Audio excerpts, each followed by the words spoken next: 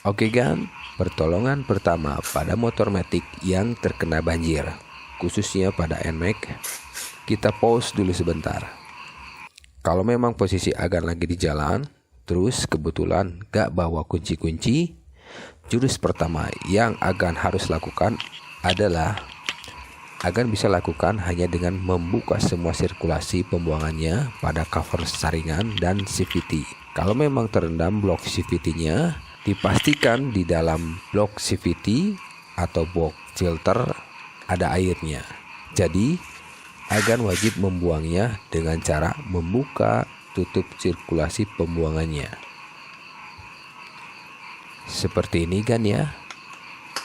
Kita cabut semua ya, dua-duanya. Nah, kita coba lihat di sini. Air terus mengalir ya di dalam blok CVT. Dipastikan ini banyak karena pas terjadi kebanjiran itu blok CVT ini terendam ya.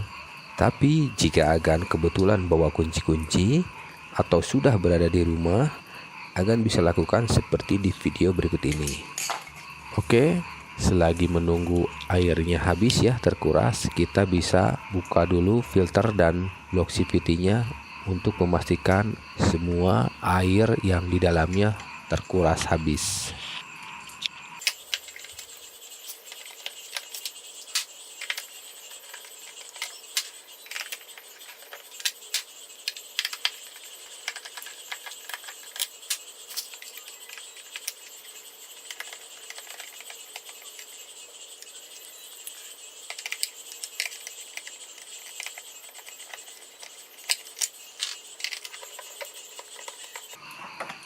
Ya, kita coba lihat di sini ya, dan filternya ini semua di dalamnya basah ya, karena terendam, dan ini saringannya pun ikut basah ya. Dikhawatirkan ini ada bekas lumpurnya ya, jadi takut terbawa ke injeksinya.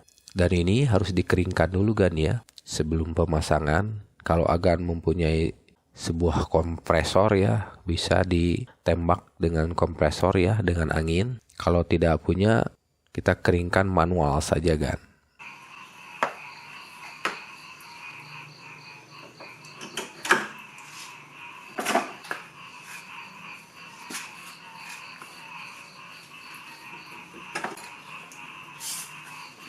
Oke, dikarenakan airnya tidak habis-habis ya di dalam, kita akan bongkar saja blok CVT-nya ya. Sebetulnya tidak perlu juga kan ya, tidak harus juga untuk membongkar blok CVT ini, tapi karena untuk saya memastikan ya, meskipun airnya sudah terkuras habis dengan cara membuka pembuangan ini, tapi belum tentu ya di dalamnya, takutnya ada lumpur dari air banjirnya itu. Sekalian kita bersihkan kan ya.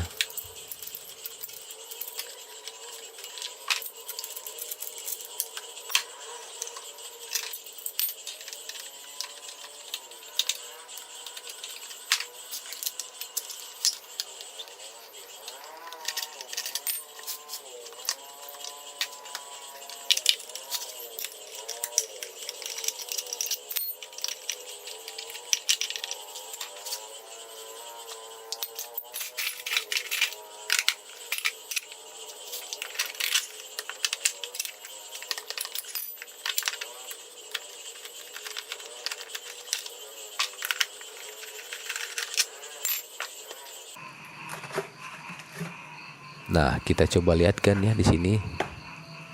Nah, ini busa filternya dari CVT ini aja udah mengandung banyak air ya.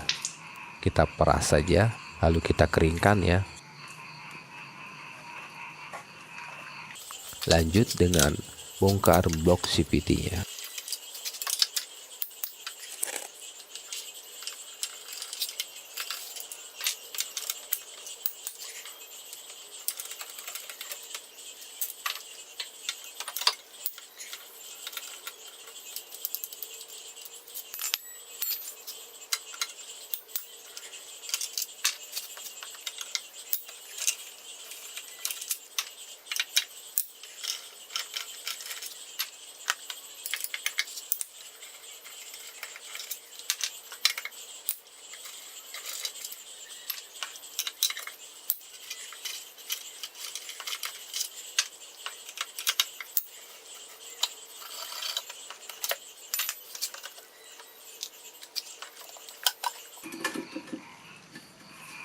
Oke kan, coba lihat ya di sini. Air sudah habis terkuras ya, cuman coba lihat di sini kan. Banyak banget ya. Lihat lumpurnya. Tak dikhawatirkan ini jika kering atau bisa terbawa ke fan belt ya.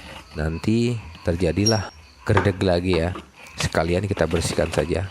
Oke kan, kita lanjut ke bagian melepaskan knalpot. Kita miringkan lagi ya bodinya agar memudahkan untuk membuka dua buah baut di leher knalpot ya. Oke kan, kita gunakan kunci T dengan tangkai panjang ya agar bisa memudahkan untuk melepaskan dua buah baut ini.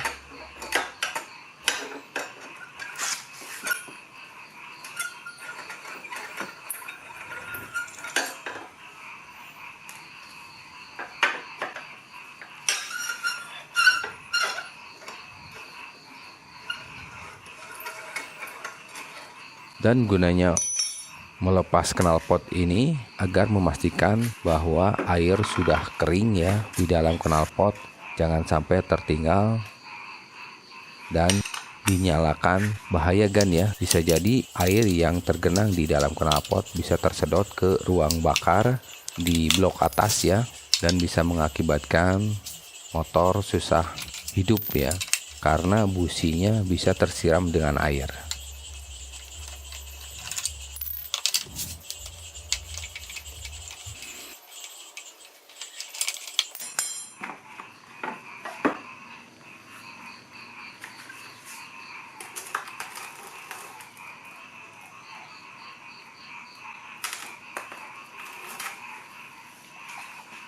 Oke kan, nah begini caranya ya. Kita gantung saja knalpotnya dan biarkan beberapa menit ya sampai si airnya semua terkuras. Oke kan, lanjut ya. Sekarang kita periksa ke bagian blok gardan kan ya. Kebanyakan ini pasti kemasukan kan ya, kemasukan air. Biasanya dari mana sih? Kok ini bisa masuk ya? Biasanya dari sini kan ya. Nah ini ada lubang ya, lubang kecil yang menuju sirkulasi ya masuknya ke blok gardan ini kan ya. Jika memang blok filter ini kemasukan air, dan dipastikan si blok gardan ini juga akan kemasukan air. Jadi kita langsung periksa ya. Wajib dan harus.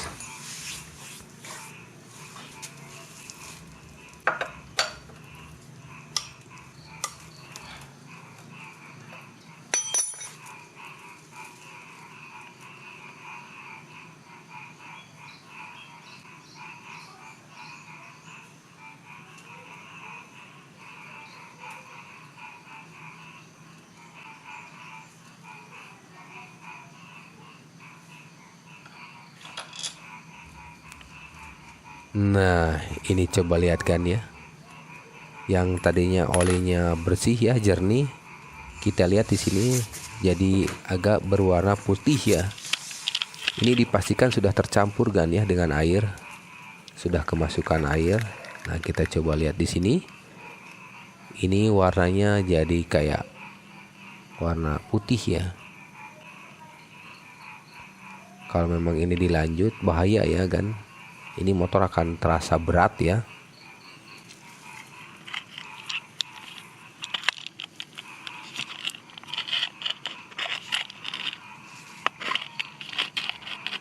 Nah ini kita coba kocek-kocek. Nah ini udah nggak bagus kan ya, sudah tidak normal. Oke kan, kita lanjut dengan pemeriksaan pada oli mesin. Kita pause dulu sebentar ya.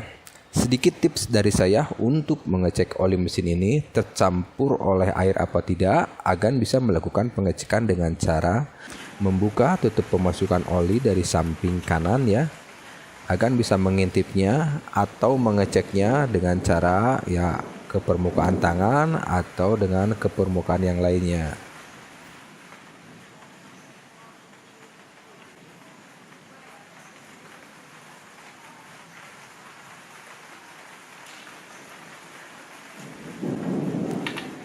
Atau dikarenakan ini untuk contoh video ya, tutorial, untuk lebih memastikan lagi, Agan bisa membuka baut pembuangan dari samping bawah sebelah kiri ya, dengan cara membukanya sedikit demi sedikit atau perlahan-lahan sampai olinya keluar sedikit kan ya, jangan sampai full membuka bautnya, dan simpan ke penampungan.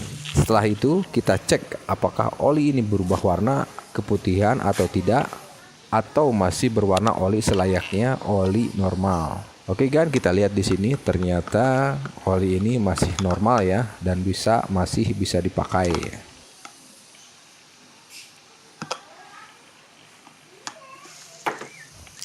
Oke kan, untuk memperpendek durasi, jika semua sudah dicek, filter sudah kering, CVT sudah bersih, knalpot pun sudah kering, oli gardan sudah ganti, oli mesin sudah oke, kita pasang-pasang lagi semua dengan rapi. Dan jika semua sudah terpasang rapi dan tidak ada yang tertinggal,